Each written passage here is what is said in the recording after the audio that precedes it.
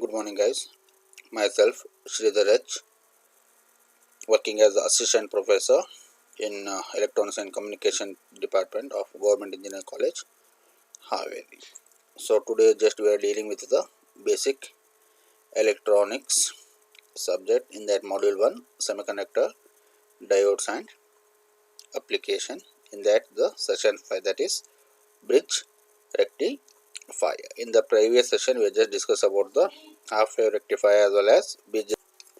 So in the previous session we just discussed about the bridge half rectifier as well as full wave rectifier. In the full wave rectifier we discussed about the center tapped rectifier. So in this session we are just going for the bridge rectifier. Okay, so where we are using 4 diodes for the connections. Okay, bridge rectifier. The bridge rectifier circuit is made up of 4 diodes D1, D2, D3 and D4 and a load resistor RL. The 4 diodes are connected in a closed loop configuration to efficiently convert the alternating current AC into DC. The main advantage of the configuration is the absence of the expensive center tap transformer. Therefore, the size and cost are reduced. So, this is the thing. So, we are concentrating on what?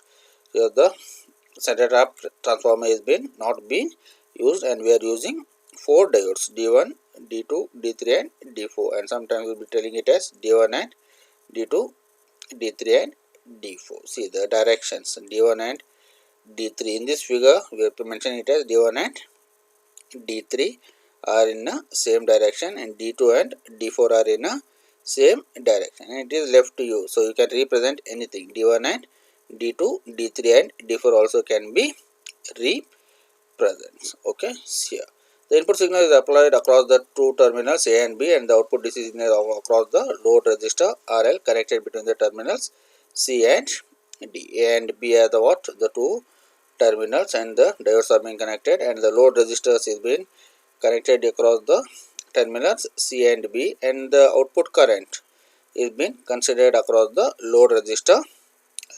The 4 diodes are arranged in such a way that only 2 diodes conduct electricity during each half cycle D1 and D3. Only during the positive half cycle D1 and D3 will be conducting, and in the negative half cycle D2 and D4 will be conducting. At the remaining state it will be off. Likewise, the diodes D and D2 conduct electrical current during a negative half cycle. Next we will just going for your working of a bridge rectifier. See here, if you just go through the circuit, see here, the diode during the positive half cycle, the two diodes D1 and D3 are forward bias, that is it is in a closed switch. So there is a flow of current across the load resistor RL, and the diodes D2 and D4 are in a off state. So these are in a off state, means the diode D2 and D4 are in a reverse bias, and there will be no flow of current. Okay, see here. So this results in diodes D1 and D3 to become forward bias, and D2 and D4 become reverse bias. So next, in the negative half cycle, what is happening? Same thing. D1 and D3 are in a reverse bias, D2 and D4 are in a forward biased, and the load the output is current is being considered across the load resistance RL. Okay, see, this is the input and output. During the positive half cycle, what? D1 and D3 are been conducting, and during the negative half cycle D2 and D4 are conducting. That is, during the positive half cycle D1 and D2 are in a forward bias, and in the negative half cycle D2 and D4 are in a forward biased. So this is the waveform what we will be getting. So it is same like as your center tapped full wave rectifier. Only thing is the efficiency will be just equal. Okay, the output is polarity may be either completely positive or negative. In our case, it is completely positive. If the direction of the diode is reversed, then we get a complete negative DC voltage. The sub-bridge rectifier allows electric current during both the positive and negative half cycle of the input AC signal. So these are some of the characteristics. So first is the ripple factor. The ripple factor is defined as the ratio of the ripple voltage to the pure DC voltage. In the formula for the ripple factor, it is same as with the full wave rectifier, that is a center tapped full wave rectifier, that is gamma is equal to square root of Vrms by Vdc whole square minus 1, and the ripple factor will be always 0.48 and efficiency, and it is also same as the center tap, and the efficiency is being given by the 81.2, that is DC output by AC output. Next, the PIV, that is the peak inverse voltage, the maximum voltage that the diode can withstand in the reverse bias condition is known as the peak inverse voltage. During the positive cycle, diodes D1 and D3 are in the conducting state, while D2 and D4 are in the non conducting. Same thing what it has been explained previously.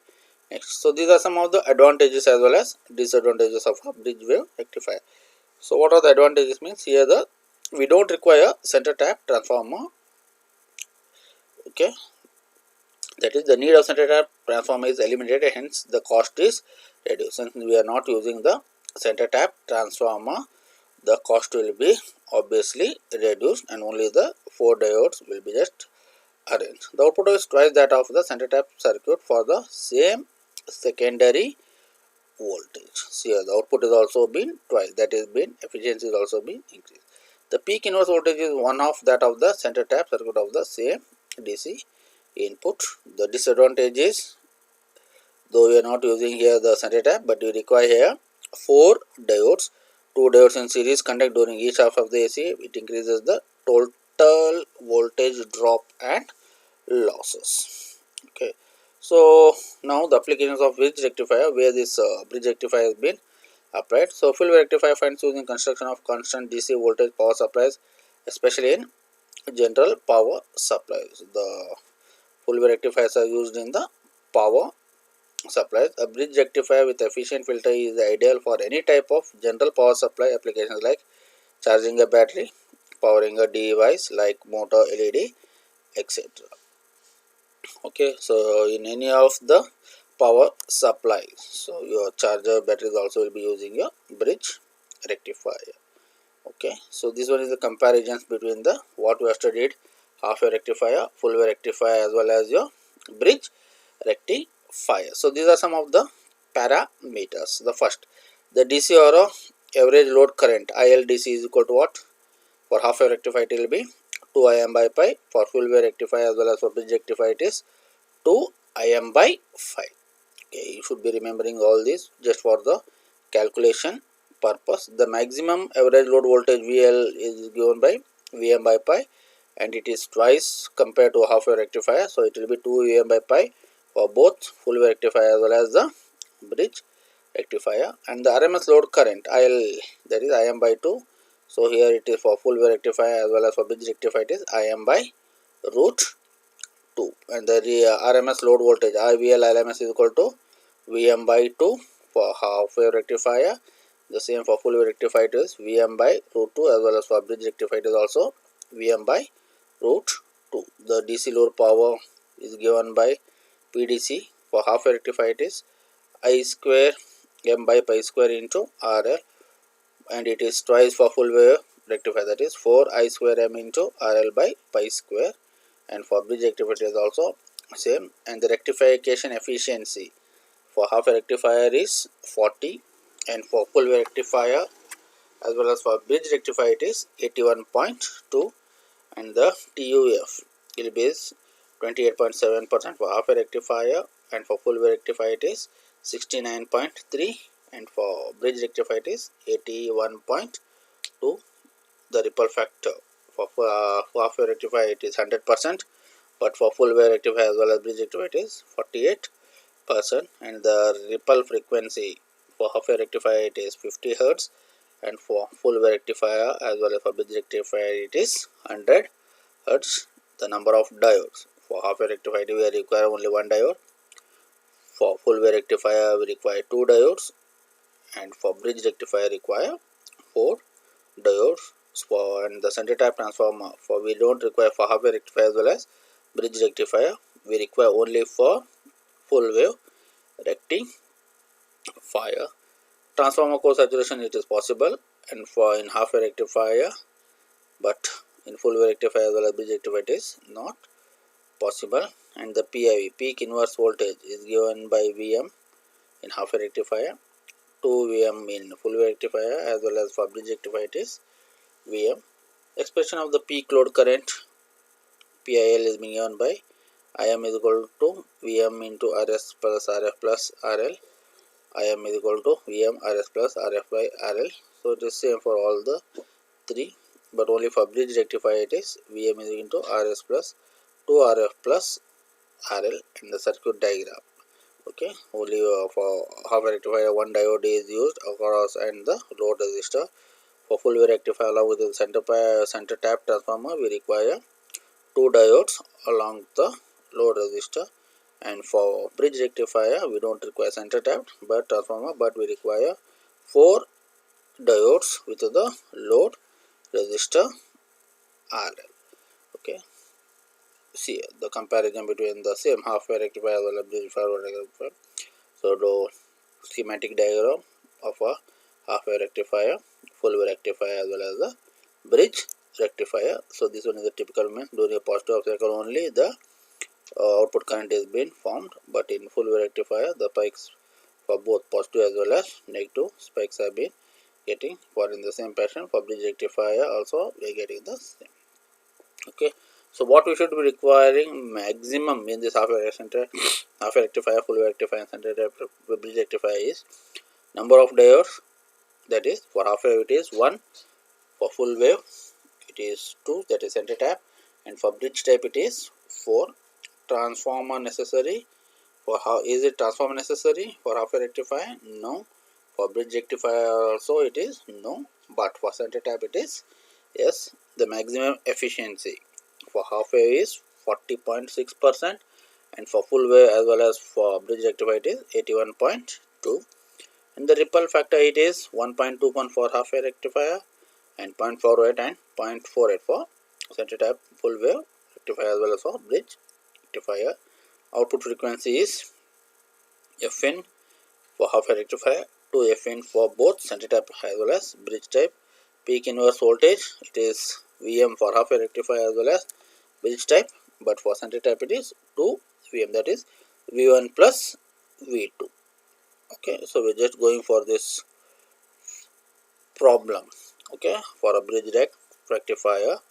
So depending upon the previous characteristics, the first thing is the given problem statement is calculate the VDC average for a 4 diode full wave rectifier that is connected to the secondary of transformer that provides 120 volts as 120 volts AC RMS, that is alternate getting RMS, that is root mean scheme. Remember to include that 1:2 voltage drop through the diodes. We know that equation Vp is equal to V sec RMS into 1.4, so minus 1.4 volts. So this one is the voltage drop, so we are just subtracting that value. See here, we are just subtracting this value, so we will be getting the Vp value after calculation is 168.28 volts, and we know that the VDC formula is 2 Vp by pi, so we will calculate, we will be getting it as 106.95 volts. Okay, see next formula. The next problem, in the bridge type circuit shown, the diodes are assumed to be ideal. Find DC output voltage, peak inverse voltage, output frequency. Assume primary to secondary terms to be 4. So this one is the problem what they are given, 230 volts, 50 volts. So Vm is equal to 230 and omega is equal to 50 volts, and the load resistor RL is equal to 12, and the turn ratio is given it as 4:1. Okay, so depending upon this figure, the given values are what? Primary second terms is N1 by N2 is equal to 4. That is the secondary terms to be is 4. So they have mentioned it as N1 by N2 is equal to 4. The RMS primary voltage is 230 volts. That is Vm is equal to what? 230 volts. RMS secondary voltage. So primary voltage they have given calculated directly for 230 volts, and for secondary voltage how to calculate by using the formula 230 into N2 by N1, that is 230 into 1 by 4. So we will be getting the secondary voltage as 57.5 volts. The maximum voltage across secondary is Vm is equal to root 2 into what? V2, that is RMS of the secondary voltage. Vm is equal to 57.5 into root 2, so we will be getting it as 81.3 volts. So average current. So first thing is average current IDC is equal to what? 2 Vm by pi into RL. So 2 is Vm is being calculated. So it is 2 into 81.3 divided by pi into load resistance RL is given.